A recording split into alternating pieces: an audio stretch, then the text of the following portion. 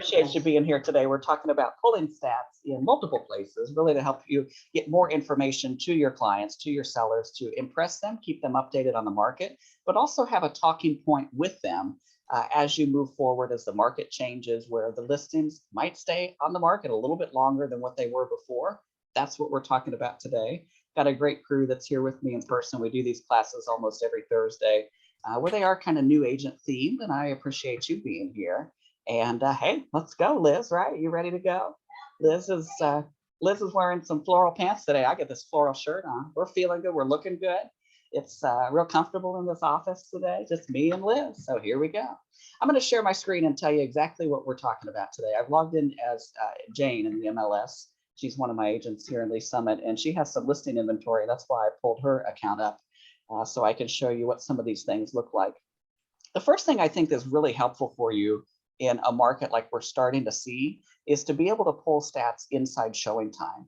And it helps you to come up with, okay, maybe you're listed at 350 and you feel like it's overpriced, and your listing's been getting an average of 5 showings in a week, but the average in your price point is getting 15 showings. Well, what does that tell you? That maybe you're overpriced? Do you think those are good pieces of data to give to your seller to maybe think about a price reduction? That's kind of the concept behind showing you some of these showing time reports. So in your Matrix MLS login, you get all of these single sign-on icons. These are different than the ones that we think about when we're thinking of Okta, our single sign-on, KCH agent.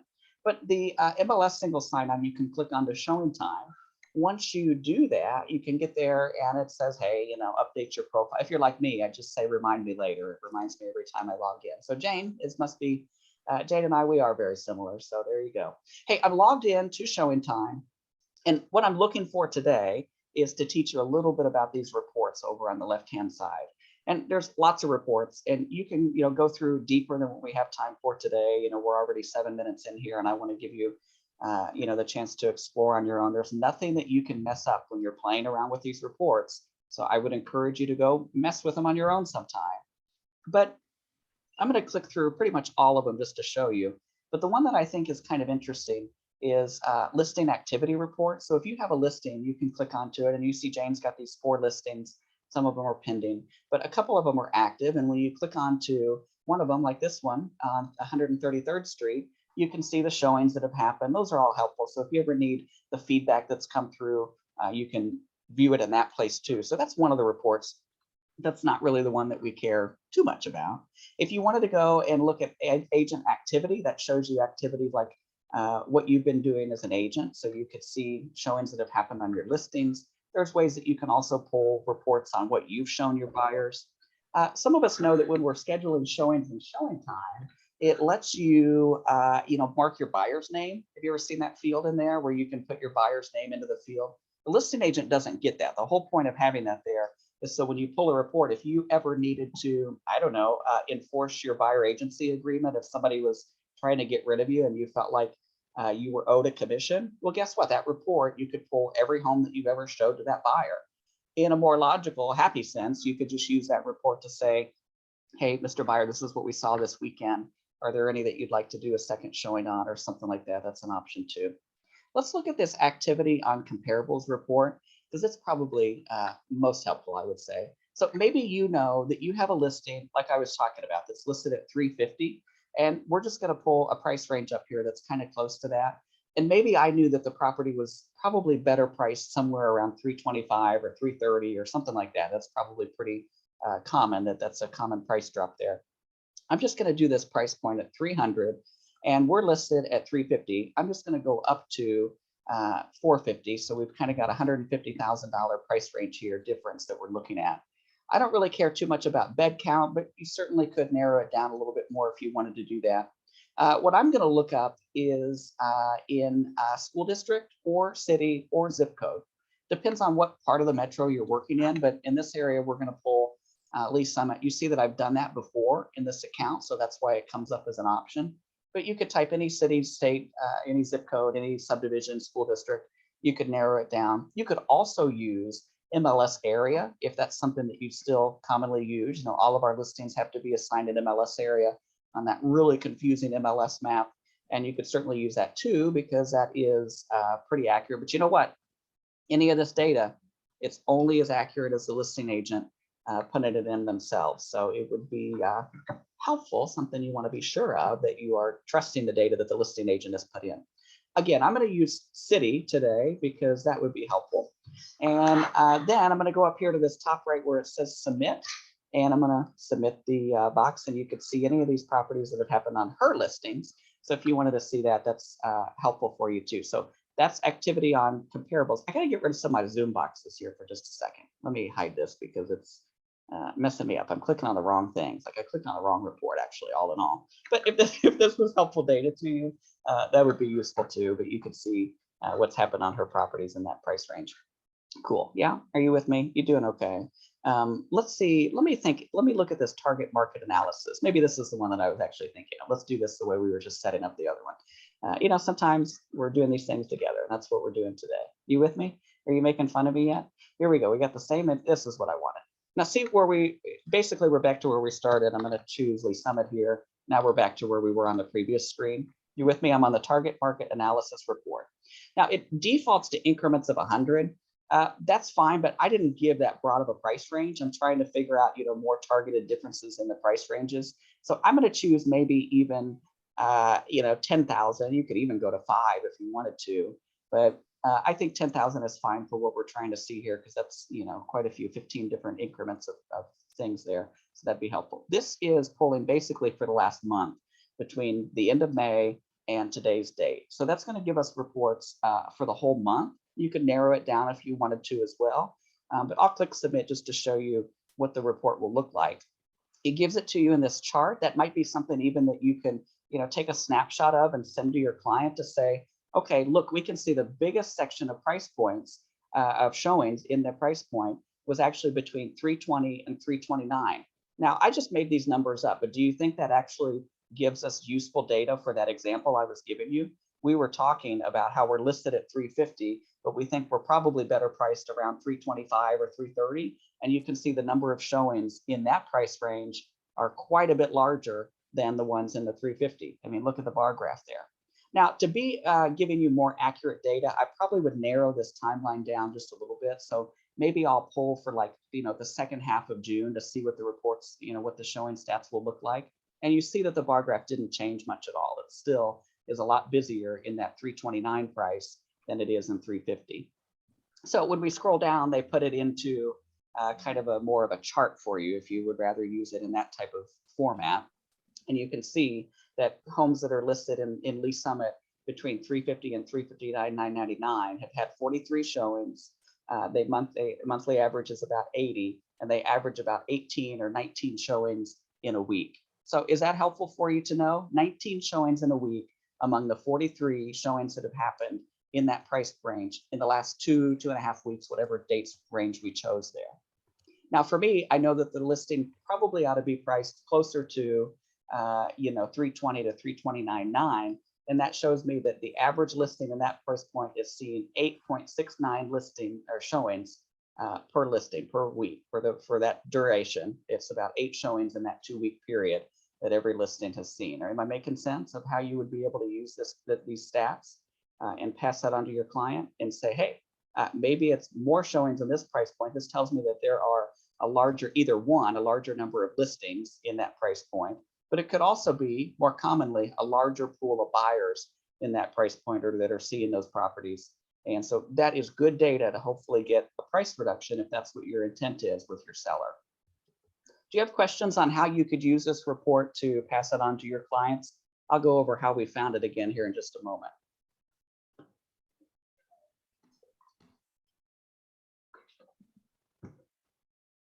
Hopefully you see that this data is just helpful in not only helping to get a price reduction, but it could also be just good to give information to your seller to say, hey, we've had 9 showings in the last 2 weeks, and guess what? That's average. That's exactly what every other property in this price point is seeing.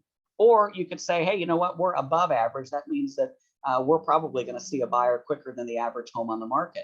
So it doesn't always have to be to get you a price reduction. It's just good information to share to your clients sometimes too, because there will be times in our future, probably not too far away, that we don't have anything to report to our seller for the week. but we still need to touch base with them because otherwise, the number one reason their clients don't like agents is because of lack of communication. And so giving them a touch base, phone call once a week is a good way to stay top of mind with your clients, but also show them that you're still thinking about them and that you care about them. So giving them this type of data is helpful. That was the showing time report that I think is most helpful. We found it under reports over here on the left-hand side. It's down here under target market analysis, and it tells you which price range is getting the most showings, things that are helpful to you. I think that's really the best report that's in there too. Patrick, how do you save that report or send it to somebody? Is there a way to do that? Yeah, let me go back. Yeah, I got rid of everything I had in here, but let me just start over just real quickly. And we will do that. Let me show you if there's any way, probably the best way, Linda, is it doesn't look like maybe, you can go up here to the left and do, download PDF. Oh, that's right. Download Okay. it. You could email the report. I'm not sure. I've never done the email, so maybe you try it sometime and see what it looks like. Maybe I'll just do it to myself real quick, let you know what it looks like when it comes. But you could send it that way. But probably what I would do is download the PDF, which it's in the process of downloading. I think it's a little slow because I'm sharing my screen. But you could pull that report and just add it as an attachment. And some of these conversations, especially on price point or price reductions, sometimes those are best had in person. Am I right? And so Right. it timed out on me, probably because I refreshed things so quickly, went back and probably messed it up.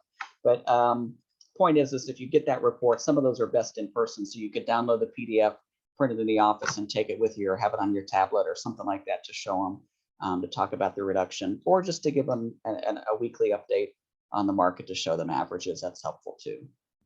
Other questions? Yeah, you bet. Other questions I can help you with?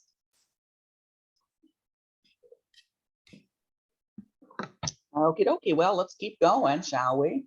That was the report in showing time. Again, it's on the left-hand side. There's several to look at, but the one that I think is most helpful is that target market analysis. And there are other reports on your listings. You can see how I accidentally went into one. They're all very similar, so play around with it and you'll get more accustomed to it. Somebody like me, I'm not using these as much as somebody like you with listings. And so play around with it sometime. It's just giving you, empowering you with a lot of data that you can pass on to your clients. The other thing that I want to log us into is in the matrix. I'm just going to click on that matrix icon, and it's probably going to open up real slow, but we're getting there. There we go. So I'm in Jane's matrix, and let's say we have a listing that's been sitting on the market a little while, and maybe we want to just refresh the memory of the other agents that are out there in the marketplace that we have this listing, or maybe we've just done a price reduction on the property, or we're going to do a Tuesday tour or something like, a luncheon or something like that you're going to do with this listing, that you want to be able to do what's called reverse prospecting. I'm going to show you that right now. Reverse prospecting is when you have a listing and Matrix has a list of all the agents that have clients searching in the Matrix, or have a saved search basically. And it shows you those agents' names and their email address, where you can email all of those agents in one quick place and market your listing that way. Now, I just want to remind us that as agents that have access to the MLS, we do have access to the MLS. And because of that, some agents receive those emails better than others. Probably a more personalized email would be better than maybe a big blanket email that looks like one of those flyers or something. Because I don't know about you, but I just pretty much instantly delete those if it looks like a flyer. I've unsubscribed from many, many flyer emails over the years. And it's because, listen, I've always thought I have the MLS, I can see the listings, but just because you might think that doesn't mean all the agents do. And trust me when I say not all the agents are as well trained and tuned in to everything as we are. So sending them a reverse prospecting email might be a good way in the future to market your listing to those people. When you have a listing, you go up to My Matrix up here in the top left, and then you go down to My Listings. That's what you click on to find the reverse prospecting section. Let's use that same listing we were looking at earlier of Jane's on 133rd Street. Literally, all I have to do is check this checkbox and then click reverse prospect, and you'll see what happens. Here we go. When I do it, it literally just pops up all of these agents' names that have clients that have saved or have had this property show up in their results. And you'll see that there's a really whole long list of them, right? I mean, tons of people that you could market to. And there's little icons that mean different things. I'm going to scroll back up to the top. And you can see, like, when they have the little heart here, that means that their client has actually favorited this listing in their showing report. Now this thing, it looks like a little, it looks like a little face with a tongue if you're far away, but it's a little light bulb. And that's a different icon. That means they've got it saved in there too with an alert. So all of these people would be helpful to send something out to, am I right? So you've got access to all of their email addresses. Now, some of these are repeats. So you probably want to be careful not to send 3 emails to the same people. And that might mean, who knows, there's a glitch in there that the person has multiple searches that are the same thing. I mean, even Jane pulls up and has somebody on her own listing here. So, take the information with a grain of salt and clean up your list a little bit while you're at it. But at least it gives you the agent's contact information where you could say, hey, I could reach out to these people. That'd be a good way to contact them. If you want to, you can read the instructions up here. Click the agent name to email them about your listing. They can identify the contact via the reference number, looking it up on their contacts page. So you could even send them, let's say we're going to send Pam an email here, and it would give her information that allows her to know, okay, this is the client that's looking at this property, or that's favorited in her case. And maybe that's something that she didn't realize the price reduction just happened. You could reach out to them that way and send an email directly from Matrix if you'd rather do it that way. Obviously, nobody's using this pre-approved box anymore. That's just one of the fields when you set a client up in your Matrix search. And I just want to be clear, these people have their clients signed up for a home search in the Matrix. It's not like they're using our new Moxie home search or whatever their company's version of that is. They have these clients set up in the Matrix. So it's only as accurate as the people that are actually using the home search feature in Matrix, which a lot of us are as agents too, even with our own website. But that's where they're pulling this data from, and it's helpful to reach out to them. So there you go. You think that'd be helpful to you? I'm going to go back a screen and just show you where we started this off at. Let me go back to the listings. Hey, Patrick. Hi. Patrick, hi. How's it going? Great, Heather. What's up?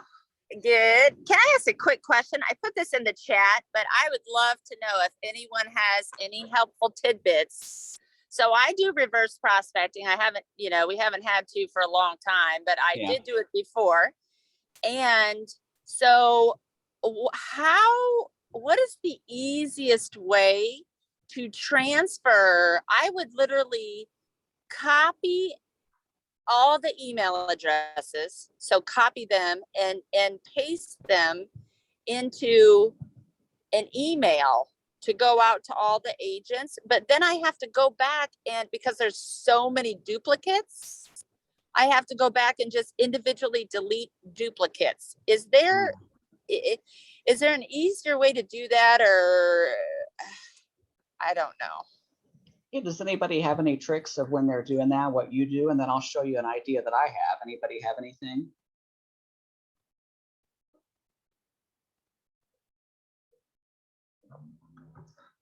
Heather and everybody, what I would probably do is I would just copy all of this data here, and probably not all the way down there like I did. So I'm gonna have to start over, but I'm gonna copy all this, see?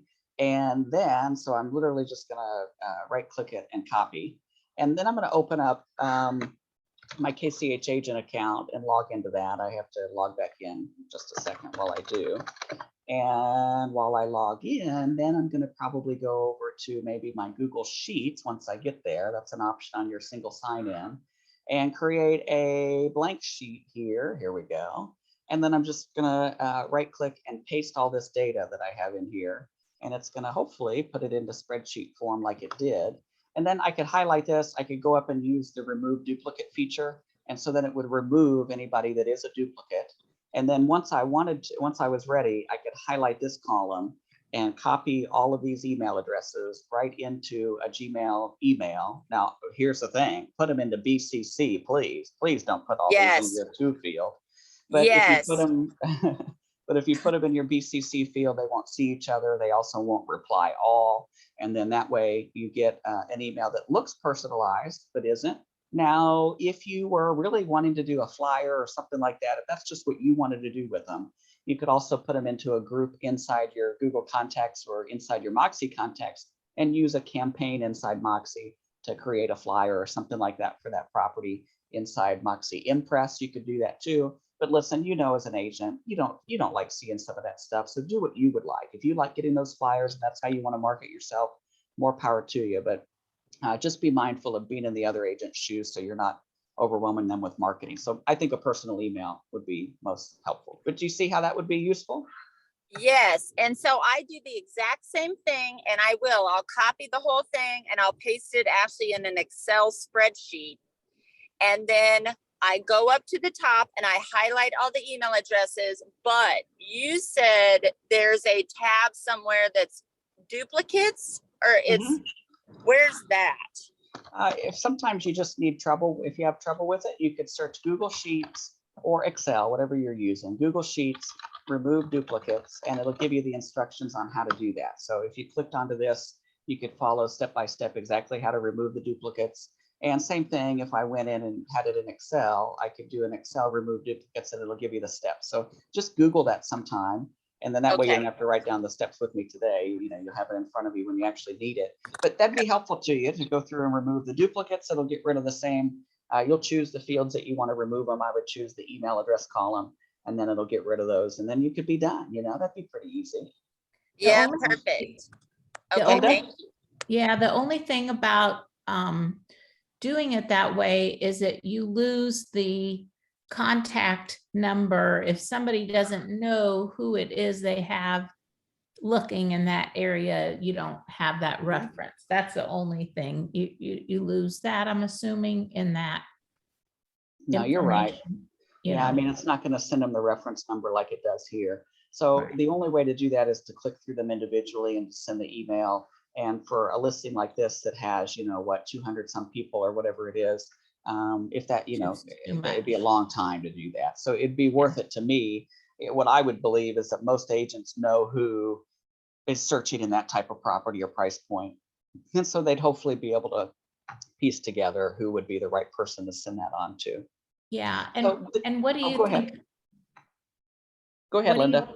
What do you think about the dates? So the dates sent, sometimes I do that in order. If you scroll down, are some of those dates older?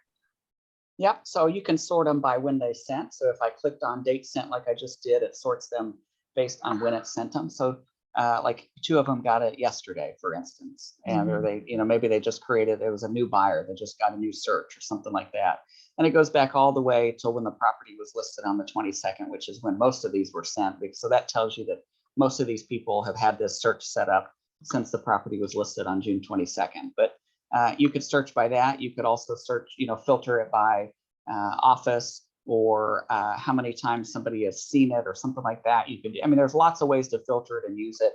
Here's what I would use this for. If your property has been sitting on the market for a little while and you're thinking about doing a price reduction, or your client is just out there wondering about doing that, maybe this is something you send ahead of time to say, hey, are you interested in this property?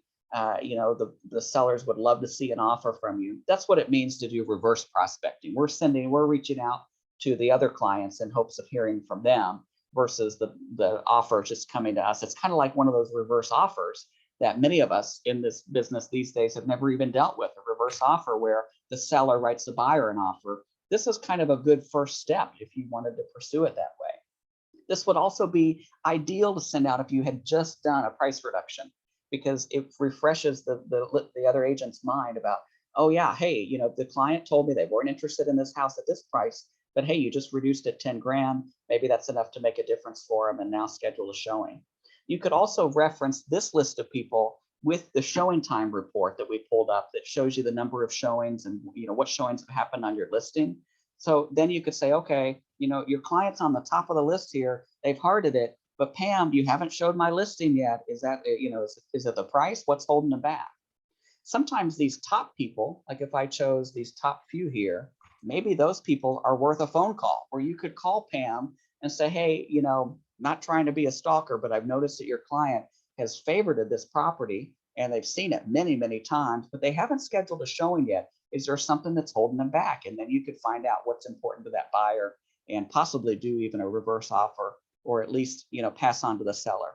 So not only is it good marketing, but it's a good way to reach out to these agents to figure out why have they not shown the property, especially these top few, the ones that are the favorites at least. And then that's good feedback to pass on to those weekly seller calls when maybe nothing has happened. You don't have anything to report. Well, now you do. You say, well, we've got this buyer, you know, they're waiting for their spouse to get in, transferred into the market, or whatever the reason is. You can give them those pieces of info that helps your seller feel better about how things are going. Are you with me on how you could use reverse prospecting? Yes, I've done it before. I have a question about the count. You mentioned how many times they've seen it. I don't think that's really what the count means, is it? What does it mean, Linda? I thought it was the number of people that agent has.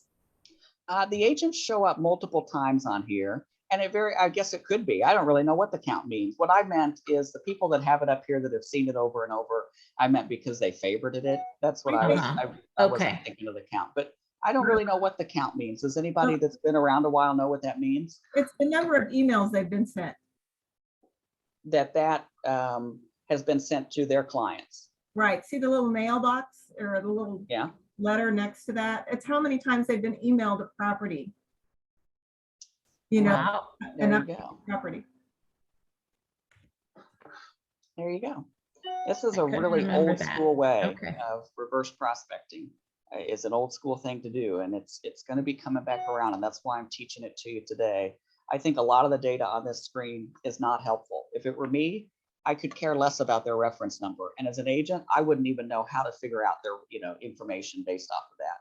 So for me, the data that's here is the email address or the phone number, or to see who is highly ranked on this page. That gives me a reason to reach out to those agents who I probably already have a relationship with because we're working in the same marketplace. And that'd be a good reason to touch base and see what's going on with them. But other questions about reverse prospecting?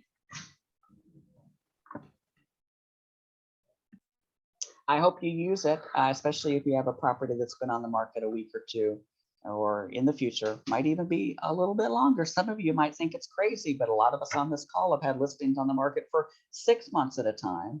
And so trust me when we say it's still certainly a very busy seller's market. We have a lot less inventory than we do the buyers on the market, even still, even as things seem to level out a little bit. We're very much still on the seller's market spectrum, into the spectrum right now.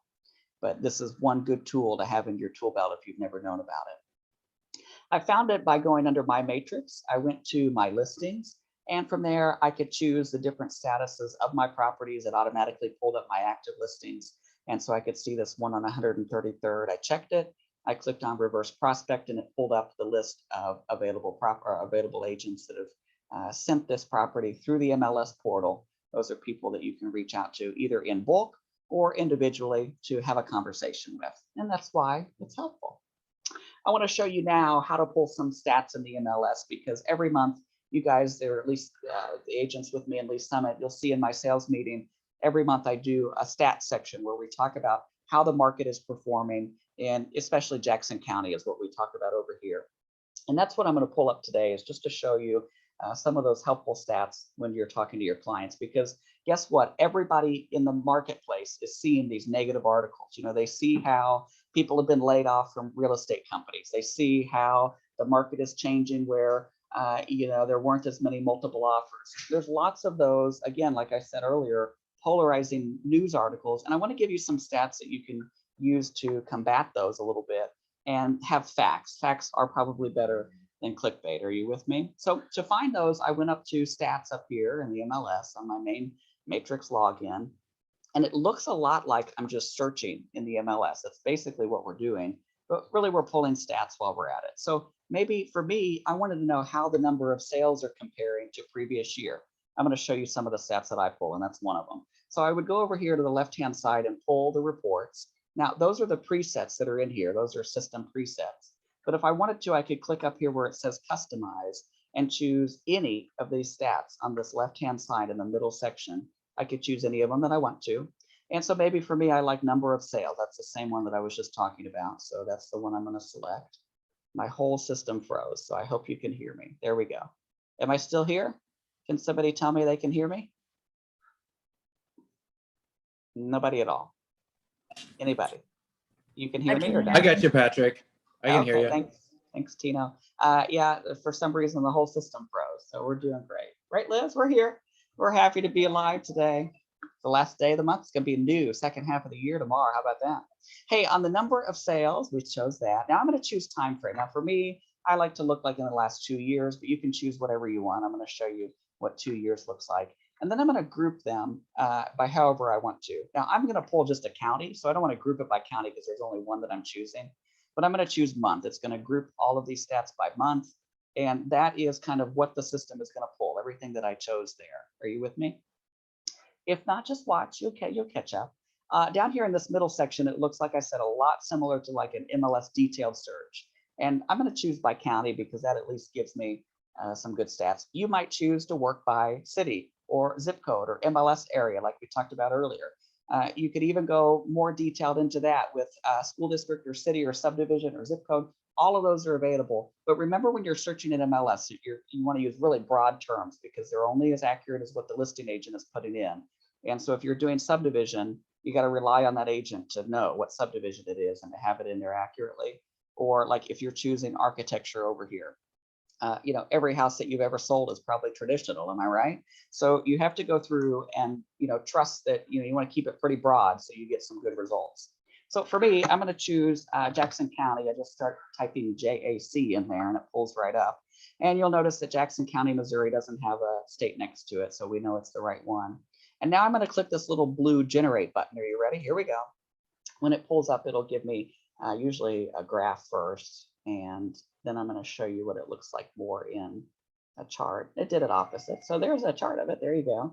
And it shows you that, yeah, that's not real helpful to me, but if you're a visual person, there you go. You found out how you can do that. But for me, I like this chart a little bit, this graph a little bit better that puts it all into different sections. So you can see that in May of 2022, Jackson County had 1,300 sales versus 1,292 last year. And then we can compare even to 2020, the year that we were all crazy at this time. We could see that in May of 2020, it only had 1,000 sales. And so we are seeing, even though we have really low inventory, do you think this would be a good talking point?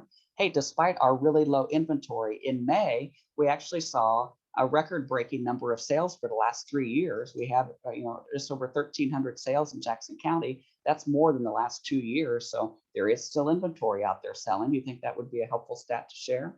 So you can use these reports however you'd like to. I like to just compare, and you can go back a lot further than 2 years if you wanted to. If I wanted to see 10 years, you can compare. Let's do it. Let's look at what the market was like before COVID, because that really was a pivotal moment for us to change the way the market was performing. So let's go back to like, it puts it into 2 sections here.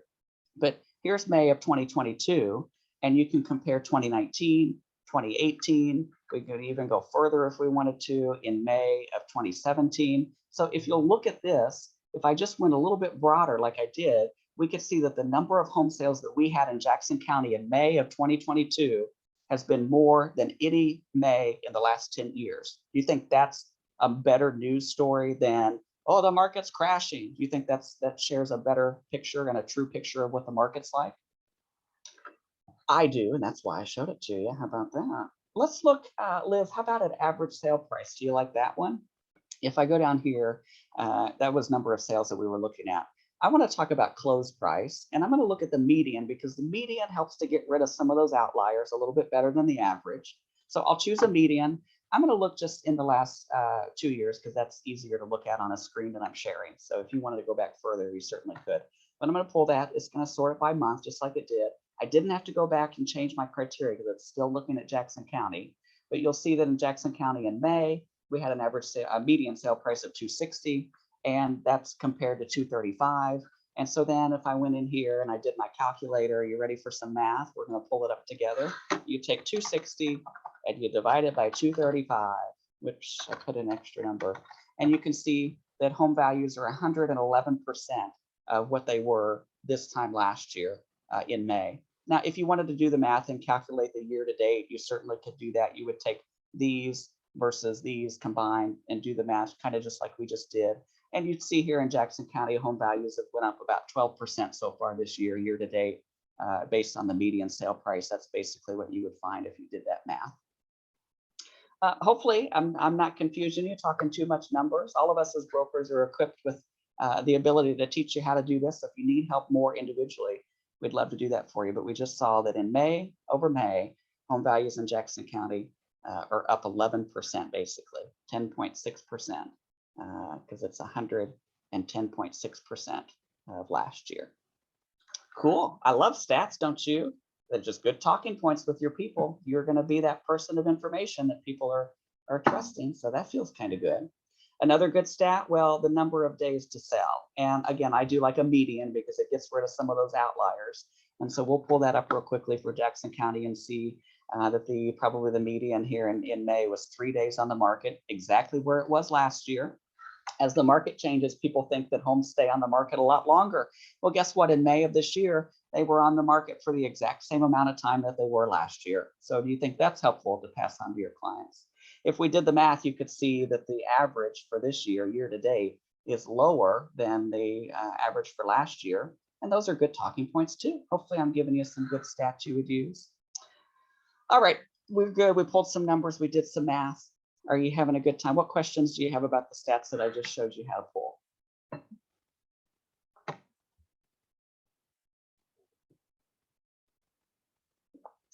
I want to show you a couple graphs that I like just to compare, like number of new listings. That's probably a good one too, because that shows you how the inventory is. So here's an option right here of number of new listings. I'm going to pull that for Jackson County and show you that, okay, guess what? In May, we saw almost 1,500 new listings here in Jackson County. That is a little bit down from this time last year. But if we did the math, we'll see that they're pretty much in line exactly with what it was last year if you did the math and added those together. But you could see that there's still 1,400, 1,500 new listings in the month. And then you could put it into chart format if you wanted to and see that the ebbs and flows of the market. So sometimes your clients will ask you, well, what's the best time of the year to list? You could say, well, based on trends, most people list their home starting in the spring here in April, and then it kind of dies off by the time school starts or October comes around, and you can see that ebbs and flows every year, just like it normally does. And 2020 was a weird year for us, and I just want you to remember that when you're comparing stats to back then. Everything kind of crashed for us, like ability to take new listings in, probably March of 2020. We thought the world was going to be over in real estate by June and July, but guess what? It really picked up for us in July when things started to open up just a little bit more. We took quite a few more listings, but it never really did go down. Isn't that interesting? Never did. How about it? We didn't think that back then, though. If you were around, we were thinking, oh my God, we got to get a new job. We're not even essential, is what we were thinking back then. Does anybody else like any of these particular reports on the left-hand side? I think they're really helpful to see. And I'll show you one more of my favorite before I let you go today.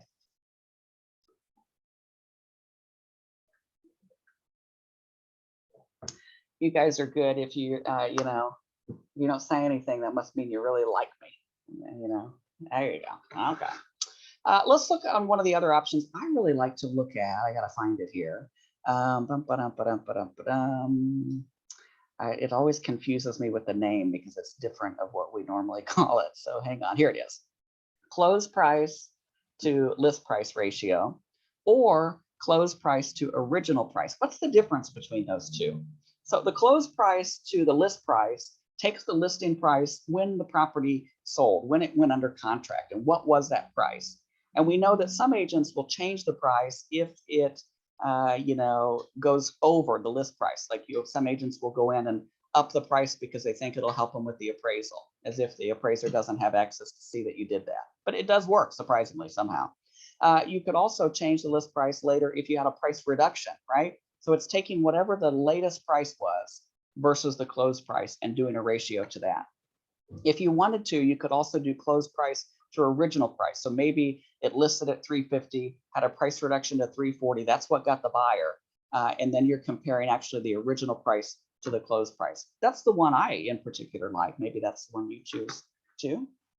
The power is in your hands to decide. But when I pull that up, you'll see the data. And by the way, that big tall one is May and June, and sometimes they're really skewed. Like you could see something really skewed here. Somebody put some number in incorrectly because it's 14,000% higher than the list price. That's an agent I need to recruit, that's for sure. But you could none of these are right. What's going on here? 298%, that would be incorrect. That's because it's the original price. Let's go in and look at the list price ratio. So sometimes it confuses because it's got new construction. You're taking in different types of property. Let's look at the close to list price ratio. This would be the better one to use. Am I right? Okay, here we go. You're playing along with me. You see in May that homes sold for an average of 103.7% of their original of the list price at closing, not the original list price, but the list price when it was under contract. Now, if you compare that to the rest of the time in the last couple of years, you'll see that, believe it or not, we're performing stronger this year than we did even in the second half of 2020 and most of 2021 when it comes to list to close price ratio. And so sometimes you'll hear this list to sale price ratio. You'll hear it said different things, different names, same thing. This is the stat that we're looking at. And in April and in March and in February, all for the last 4 months, we've seen about 103% of the list price is what the home is selling for. Do you think that'd be a helpful stat to give to your potential sellers right now? That, hey, you know, yeah, they're staying on the market maybe a week, but we saw the median was only 3 days and they're selling for 103% of their list price. That's a helpful stat to pass on to your people too. To get the accurate numbers, we chose the close price to list price ratio, not the original, because that does get skewed sometimes with new construction, or I can't think of another scenario that it would get skewed 13,000%, but that was a big difference there. How about that? And every county will perform a little different based on your search criteria that you have here, because it just depends on the month. And again, it's only as accurate as the listing agent inputs the data. That's what it's pulling from. So I got to all these stats by going up to stats at the top of MLS. Once I was there, I chose the reports that I'd like. You could choose the ones that are preset in here. You could also click the customize button and choose as many as you want, just like I did. You could then search on whatever criteria you want to. I'd encourage you to be more broad as opposed to more narrow. So I would choose county. I might choose MLS area or zip code. And if maybe you were doing some comps for a neighborhood, you could pull subdivision, but just know that it's only pulling the properties that have sold in that subdivision with whatever time frame you choose over here on the left side. Those are the stats in MLS. Any questions on what I showed you there? When do you think the June stats come out? Well, they come out once the month's over. And to be honest, I don't ever believe the stats that pull for the month until about mid-month, because there are still deals that really happened in the month, but they're not showing up in MLS as sold for sometimes what the new rule is, what, 10 days. And so, you know, it might not go sold in MLS until July 10th, but in reality, it closed in June. So it's skewing my numbers. So I wouldn't trust that previous month until probably about midway through the month, even the end of the month, to get real accurate numbers. CFO Mike sends out that MLS stat report monthly. It's usually about mid-month. Sends it to your broker, and your broker is the one that sends it on to you. And so if you don't get that, make sure you request that from your broker if you haven't seen that in a little while. But I think we all send it out, and those are really helpful stats too. He's got some good commentary in there, but also some good graphs and charts that show you how the market is performing. Those are good things to pass on as talking points to your clients too. But if you wanted to pull in more detail, not just for counties or the entire MLS, that's what he pulls. That's what those say. But you could also pull it like we did today for zip code, subdivision, city, whatever you want to when you're talking to your clients. Hey, today we logged into Showing Time and we went to reports. The one that's most helpful, even though I didn't click on it first, was this target market analysis. That's the one that I think is most helpful to show you how the market is performing, showing number wise versus yours, or just a price point basically. And you can narrow it down in different price point increments, as well as time frames and all that stuff. That's the one we looked at inside Showing Time. Then we went into Matrix and we did some reverse prospecting. We got to that under My Matrix. We went to My Listings, we checked the box, we clicked reverse prospecting. It gave us a list of agents. You could see how you can copy and paste that data into a spreadsheet like we did here to remove duplicates if that's what you were so inclined to do. After that, we went back into Matrix. We went up into stats. We pulled stats based on number of sales, average sales price, or median sales price is really what we looked at. Days on market. We looked at number of new listings and also the close to sale to close ratio, whatever you call it. That's what we did. How about that? But hopefully you got some good data that you can use in your business, because all of this info, all of this intel helps you to be a more informed agent. And the more informed you are, the better you can be with your clients, and the more that they, you are exuding trust to them. That's the idea, is that you know what you're doing. and you can be trusted with the information, because there will be times in the future months. It's inevitable, because everywhere in our career, at some point, the market's going to change. That happens every day. That's the only thing that is inevitable. And so it's inevitable that somewhere you're going to need to talk to your client about how the market is performing, and you're not going to have anything to give to them. There haven't been any showings. The market hasn't changed. There's just been a week that's gone by. And so what do you give to your clients? That's what I've shown you today. So hopefully that's helpful. But glad you guys came. Glad we got a good big group in Leawood. Thanks for that. Anybody else have anything else to share? Well, I love you lots. Thanks for coming. I'll see you on the next training. We'll do not a training next Thursday, but we'll get back together the following week, that second week in July on the 14th, and do a training probably about the greenhouse. It'd be a good refresher for you to talk about the tools that you can use to brand and market yourself inside the tool that BHG National gives us. So I'll see you then. You guys have a great, happy 4th of July weekend, and we'll see you sometime soon. See you next time. Thank you, Patrick.